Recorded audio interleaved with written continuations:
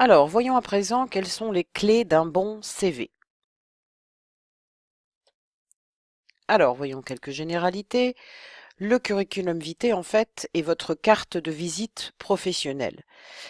Il doit servir à vous mettre en valeur, à mettre aussi en valeur votre expérience, vos compétences et un certain nombre d'autres éléments que nous verrons, dans un autre module. Il reflète votre image et il requiert une certaine préparation. Alors, pour pouvoir vous y préparer, je vous propose de réfléchir dans un endroit tranquille et calme et de trouver 5 qualificatifs qui vous correspondent. En fait, cet exercice va vous permettre ensuite d'avoir un regard, dans la mesure du possible, le plus objectif possible, sur est-ce que le CV que je présente me ressemble, est-ce qu'il me correspond et est-ce qu'il donne bien l'image de moi que j'ai envie de donner. Donc voilà, 5 qualificatifs qui vous correspondent. Un bon CV, c'est un CV d'abord bref. Les recruteurs, en particulier lorsque vous envoyez une candidature spontanée, n'ont pas ou très peu de temps à y consacrer. Alors c'est un petit peu différent lorsqu'ils recherchent un profil, là ils prendront un peu plus de temps. Malgré tout, en moyenne, c'est 10 secondes, hein. On s'attache aux éléments les plus marquants et surtout à ce que l'on recherche ou à ce que l'on perçoit en premier. Donc une page, pas plus. Il doit être percutant avec un projet, si possible un titre, un poste. En tout cas, il fait appel à quelque chose, ça n'est pas un attrape-tout. Il est clair dans sa présentation. Il est complet, évidemment. Il est impeccable, pas de faute d'orthographe, donc quitte à le faire relire pour, comment dirais-je, pour pallier ce type de difficulté.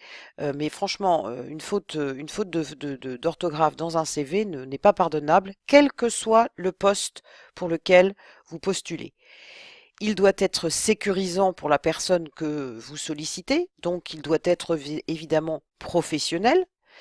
Il doit être ciblé et pour cela, vous devez adapter ce que vous avez, entre guillemets, «à vendre» dans vos compétences et dans votre expérience. Il doit être authentique. Alors là, j'insiste, je vous, déconseille formellement de tricher dans un CV.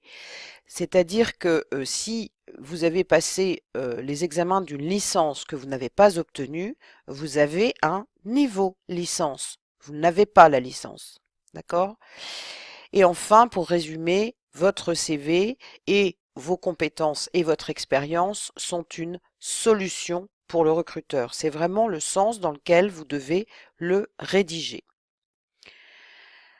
Donc vous allez procéder en 3 étapes que je développerai encore une fois dans un autre module. Première étape, vous allez établir une sorte de banque de données, c'est-à-dire que vous allez recueillir toutes les informations sur les différents postes que vous avez pu occuper, même s'ils n'ont pas de relation directe avec votre projet actuel, toutes les formations que vous avez suivies, évidemment tous les diplômes que vous avez obtenus, les différentes activités extra-professionnelles, pourquoi pas. C'est donc ce que nous allons appeler votre banque de données.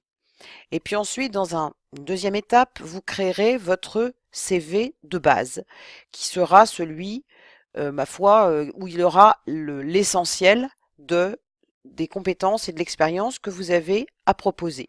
Et dans un troisième temps, nous verrons comment réaliser un CV adapté à votre cible. Lorsque vous aurez réalisé ces 3 étapes, eh bien moi je vous conseille de le reprendre, ce CV, et de l'évaluer par rapport aux 5 adjectifs que vous avez trouvés dans l'étape précédente pour vérifier que, effectivement, ce que vous donnez à voir dans ce CV vous correspond bien. Je vous conseille de prendre le temps de le faire. Un CV bâclé, en général, malheureusement, il manque telle ou telle information, ou bien telle information n'est pas juste, ou bien, ah zut, j'ai oublié de mettre ceci ou de mettre cela. Donc, prenez le temps. Et puis, pensez bien à le faire lire et à le faire relire, encore une fois, pour éviter toutes les fautes de orthographe ou de syntaxe.